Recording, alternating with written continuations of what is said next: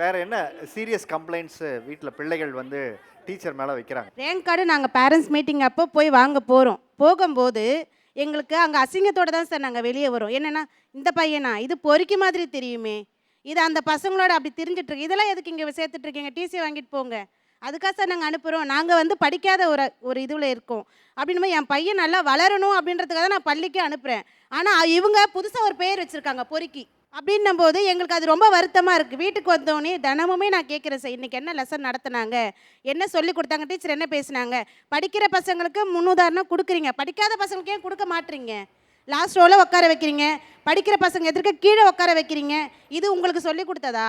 படிக்காத பசங்களை கீழே தான் உட்கார வைக்கணும், மற்றவங்க பசங்க எதிர்க்க அசிங்கப்படுத்தணும் அப்படின்ற. அப்போ எப்படி சார் அவனுக்கு ஒரு மோட்டிவேஷன் ஆகும்? அவனை ஃபஸ்ட்டு முன்னாடி கூட்டிட்டு வந்து, உனக்கு என்னடா தெரியல என்கிட்ட கேளு, நான் சொல்லித்தரேன் அப்படின்றத சொல்லி ஒரு இதுவாக பண்ணால் பரவாயில்ல சார். சார், எந்த ஒரு ஆசிரியரும் அந்த மாதிரி செய்யவே மாட்டாங்க சார். அதாவது செல்ல பேர் வச்சு கூப்பிடுவாங்களே தவிர அது வந்து ஒரு 10 வருஷம் கழிச்சு திரும்ப பார்க்கும்போது அவன் தாண்டா நீ அப்படின்னு செல்லங்கிற வார்த்தையெல்லாம் எந்த ஆசிரியரும் பயன்படுத்தவே மாட்டாங்க.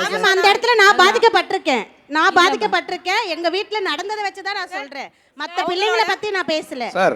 என்னோட வீட்டுல நடந்தது தவற ஒரு முக்கியமான இடம். அந்த மாதிரி ஒரு பெயரை கூட குறிப்பிட்டால் அது வந்து எந்த அளவுக்கு பாதிப்பை ஏற்படுத்தும் நீங்க உங்களுக்கு இன்னைக்கு தெரியும். ஒரு மாணவரை எங்களால வந்து அடிக்கவும் முடியாது, ஒரு மாணவரை ஒரு கடுமையான வார்த்தைகளால் பயன்படுத்த முடியாது, அந்த மாணவருடைய உளவியல் பாதிக்கப்படும் சிந்திக்கிறவங்க நாங்க.